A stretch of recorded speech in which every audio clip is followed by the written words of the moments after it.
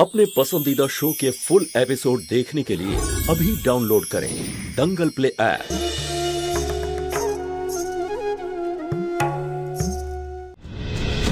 কিন্তু সত্যি তো এটা যে আজকে তুমি তোমার মিথ্যে অহংকারের কারণে নিজের ছেলেকেই হারিয়ে ফেললে।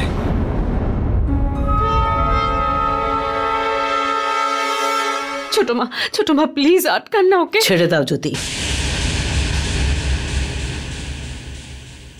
কারোর সাথে কথা বলার জন্য সংস্কারের দরকার হয়, আর ও নিজের সংস্কার ভুলেছে। যেতে দাও ওকে। আর আমি কি যে ওকে আটকাবো? বিয়ে করার সিদ্ধান্ত উদয় নিজে নিয়েছে, আর বাড়ি ছেড়ে যাওয়ার সিদ্ধান্ত ওর।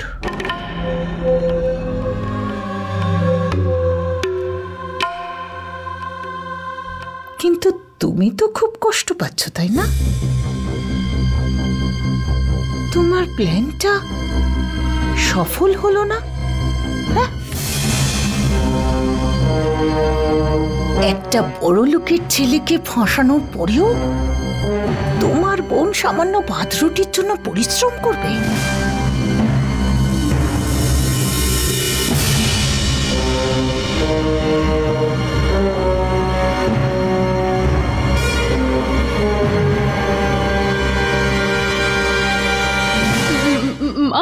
বাবা প্লিজ আপনারা কিছু বলুন না, আটকান না ওদেরকে। ওরা তো এখন ছোট, আপনারা বললে কথা শুনবে। ওরা এই বাড়ি থেকে চলে গেলে এই পরিবারটা ভেঙে যাবে। মা প্লিজ, বাবা প্লিজ কিছু বলুন না। জ্যোতিমা, আমি ওদের কালকেও বুঝিয়েছিলাম, যদি ওদের এই পরিবারের মান সম্মানের উপর একটু ভালোবাসা থাকে তবে যেন এই বাড়ি ছেড়ে না যায়। কিন্তু মা, ও খুব বড় হয়ে গেছে, এত বড় যে বড়দের সম্মানের প্রতি ওর খেয়াল নেই।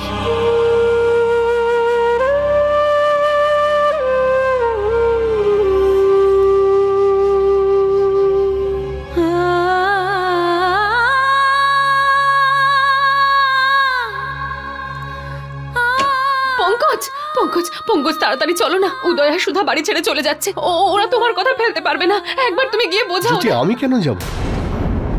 পঙ্কজ, উদয় তোমার ভাই বাড়ি ছেড়ে চলে যাচ্ছে। মানছি ও অন্যায় করে ফেলেছে, কিন্তু তার মানে তো এটা নয় যে ওদের এভাবে চলে যেতে দেবো। পঙ্কজ চলো না প্লিজ। দেখো জ্যোতি, উদয় কোনো বাচ্চা নয় যে আমি ওকে এটা বোঝাবো যে কোনটা ঠিক আর কোনটা ভুল। বিয়ে করার সময় ও কি আমার অনুমতি নিয়েছিল? আমাকে জিজ্ঞাসা করেছিল? না ও বড়দের সম্মানের কথা ভেবেছে, আর না এই পরিবারের মান সম্মানের। আমি কে ওকে আটকানোর? ও এখন নিজের ডিসিশন নিজেই নিতে শিখে গেছে। জ্যোতি, এই ব্যাপারে আমি কিছুই বলতে চাই না। তুমি তোমার সময় নষ্ট করো না, এখন যাও এখান থেকে।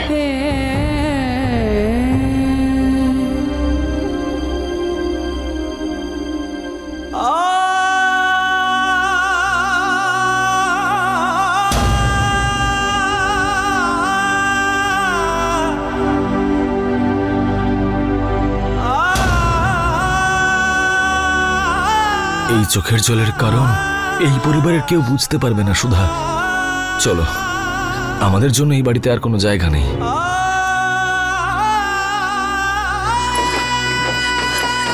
উদয়, সুধা, উদয়,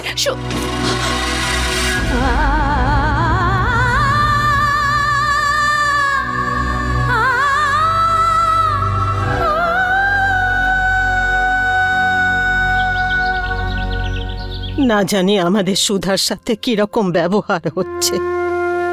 বেচারি সুধা, শরীরটাও ভালো নেই ওর। আমার তো খুব চিন্তা হচ্ছে ওর জন্যে। এত চিন্তা করার কি আছে মা? আমাদের জিজ্ঞেস করে তো আর বিয়েটা করেনি। এখন যা কিছু হবে নিজেই ভুগবে। হ্যালো দীপু। দিদি, কি হয়েছে? উদয় আর সুধা বাড়ি ছেড়ে চলে গেছে। আমি কিচ্ছু বুঝতে পারছি না। আমি কি করব? কিন্তু দিদি, ওরা কোথায় গেছে?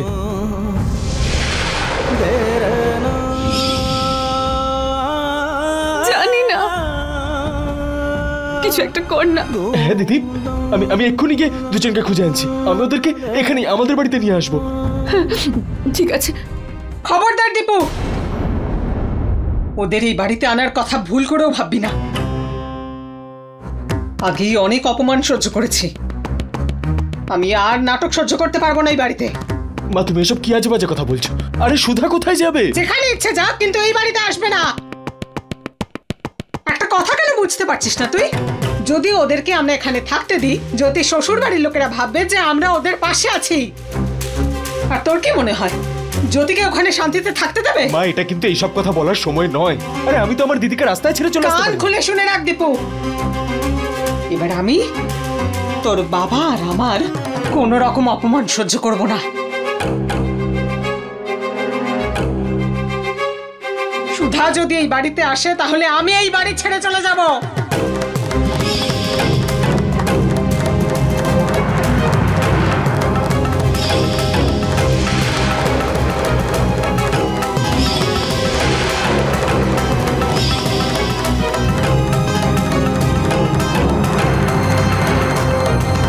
ওর সমস্ত জিনিস আমি বাড়ির বাইরে বের করে দেবো, নিজের হাতে বের করে দেবো। মা, ছোট মা, মা আমার বাড়ি কথাটা ছেড়েছে শোনো, ও, মা, please। মায়ের সাথে সম্পর্ক ভেঙেছে, সবার সাথে সম্পর্ক ভেঙেছে।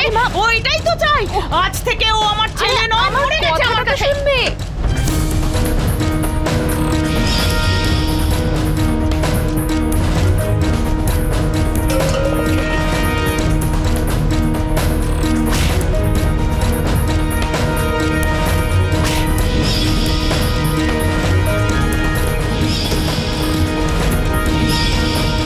যখন ও নেই তখন ওর জিনিস এখানে রাখো কেন?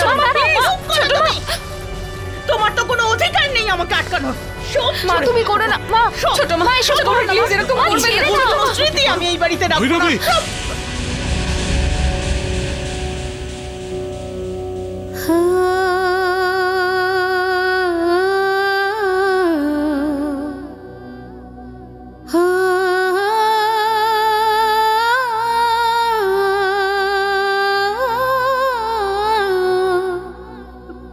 মা, কি করছিলে তুমি? এটা আমাদের পরিবার মা, আমাদের পরিবার। বাইরের কারোর জন্য আমরা সেই পরিবার ভাঙতে দিতে পারি না মা। মা কি হয়েছে তোমার? এইভাবে কি করে উদয় চলে গেল? কি করে? মা তুমি কখনো এরকম ভেঙে পড়োনি, এভাবে কেন দুর্বল হয়ে পড়ছো? আমরা কিচ্ছু হতে দেব না, কিচ্ছু না। তুমি আমার সাথে চলো এক্ষুনি, প্লিজ মা চলো।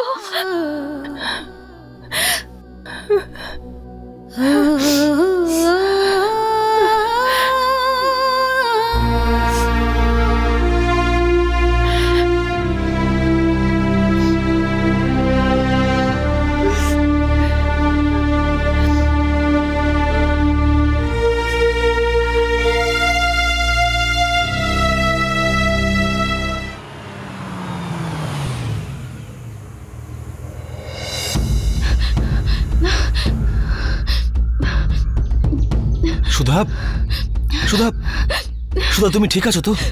উদয়, আমার আমার খুব ভয় লাগছে, আমার খুব ভয় লাগছে উদয়। সুধা দেখো, ভয় পেও না, আমরা ওখান থেকে অনেক দূরে চলে এসেছি। তোমাকে আর কেউ কিচ্ছু বলবে না, নিজেকে একটু সামলাও। আমি আছি তো তোমার সঙ্গে। উদয়, আমার মাথা ঘুরছে আর আর আমার ভীষণ ভয় লাগছে। তোমার ওষুধগুলো তোমার সঙ্গে আছে তো? আমি এক্ষুনি দিচ্ছি, দাঁড়াও। হয়তো ওষুধ না খাওয়ার কারণে এসব কিছু হচ্ছে। না উদয়, এগুলো মেডিসিনের জন্য নয়। তার মানে কাল রাত থেকে তুমি ওষুধ খাওনি? আমিও ভুলে গেছি, আই এম সো সরি। আমি এক্ষুনি গিয়ে ওষুধ নিয়ে আসছি, সবকিছু ঠিক হয়ে যাবে। আমি এক্ষুনি আসছি। না উদয়, আমার খুব ভয় লাগছে, আমার শরীর খুব খারাপ লাগছে, আমি ঠিক করে বলতে পারছি না। আমাকে বাড়ি নিয়ে চলো, আমি বাড়ি যেতে চাই উদয়, আমি বাড়ি যাব উদয়, বাড়ি যাব। চলো। ঠাম্মা, বাবা, বোঝাও না তুমি মাকে। সুধা যা করেছে তারপরে আর কেউ কোনো কথা বলবে না। আরে মা, বোঝার চেষ্টা করো তুমি একটু। আরে সুধা কোথায় যাবে? আমি সেসব জানি না। যে মুহূর্তে ওই বাড়ির সম্মানের কথা না ভেবে উদয়কে বিয়ে করেছে, আমার জন্য ও আর বেঁচে নেই।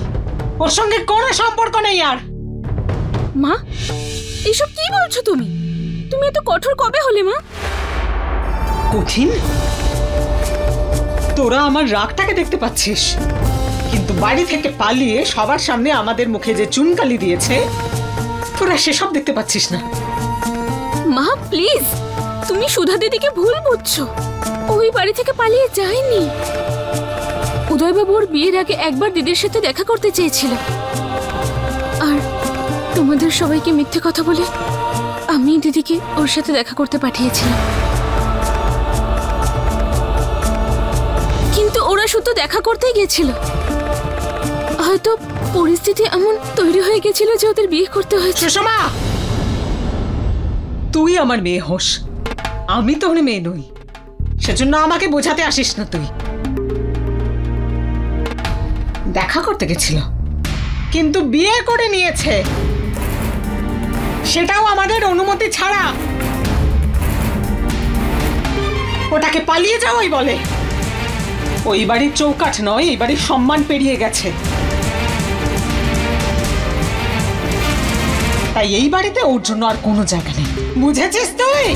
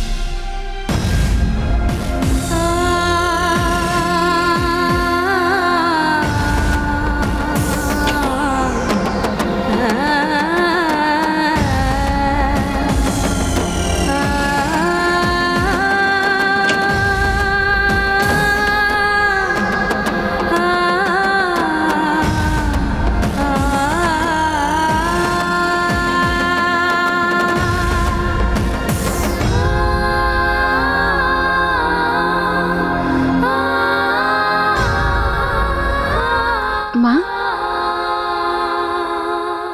যদি সুধা দিদি দোষ করে থাকে তাহলে আমিও করেছি। যদিও বাড়ি থেকে পালিয়ে গিয়ে পরিবারের সম্মান নষ্ট করেছে, তোমাদের দুঃখ দিয়েছে, তাহলে আমি ওর থেকে বেশি অপরাধী। ও তো উদয়বাবুর মতো ছেলের হাত ধরেছে, কিন্তু আমি তো ব্রজর মতো একটা খারাপ ছেলের সাথে বিয়ে করে ভুল করেছি। তাহলে দিদির থেকে বড় ভুল তো আমি করেছি। তাই আমার এখানে থাকার আর কোনো অধিকার নেই। আমি এই বাড়ি ছেড়ে চলে যাচ্ছি।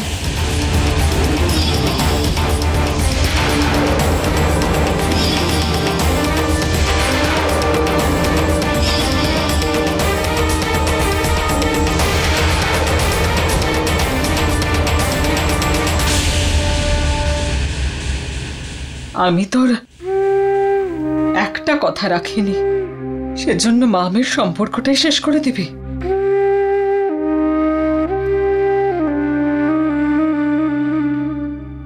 9 মাস তোকে আমি গর্ভে ধারণ করেছি, কত যত্নে মানুষ করেছি তোকে, আর তুই তুই তুই এভাবে। হয়তো এটাই পার্থক্য আমার আর সুধা দিদির। ওকে তো আমার মতো তুমি গর্ভে ধরোনি, তাই না? তাই তুমি আমার কষ্টটা বুঝতে পারছো, কিন্তু দিদিরটা নয়।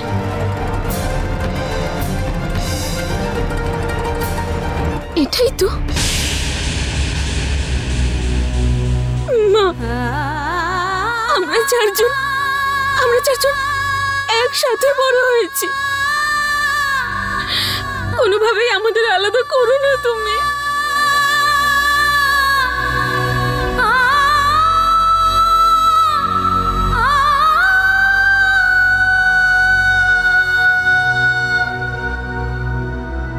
দীপু, যা বাবা, উদয়কে ফোন করে বাড়িতে ডেকে নে। ফোন কর বাবা। হ্যাঁ মা। থ্যাংক ইউ মা। থ্যাংক ইউ মা, থ্যাংক ইউ।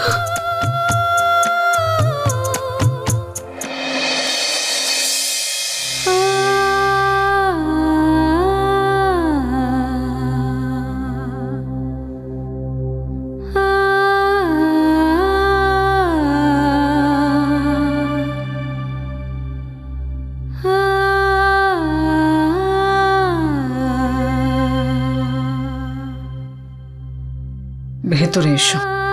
1 মিনিট।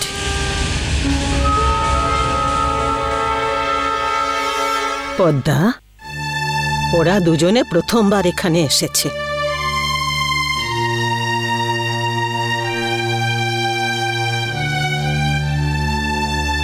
হ্যাঁ মা।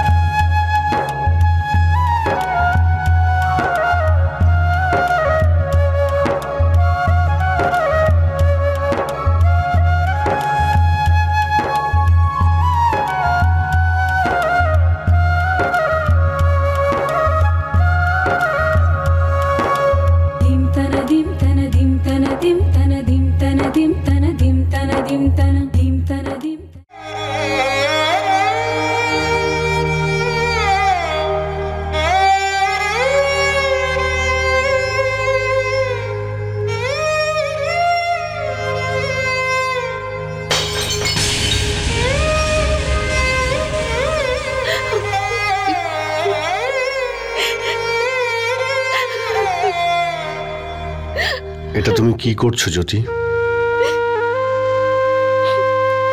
যে জিনিসটা ভেঙে যাওয়ায় তুমি এত কষ্ট পাচ্ছ, সেটা তো নিষ্প্রাণ কিছু কাঁচের টুকরো।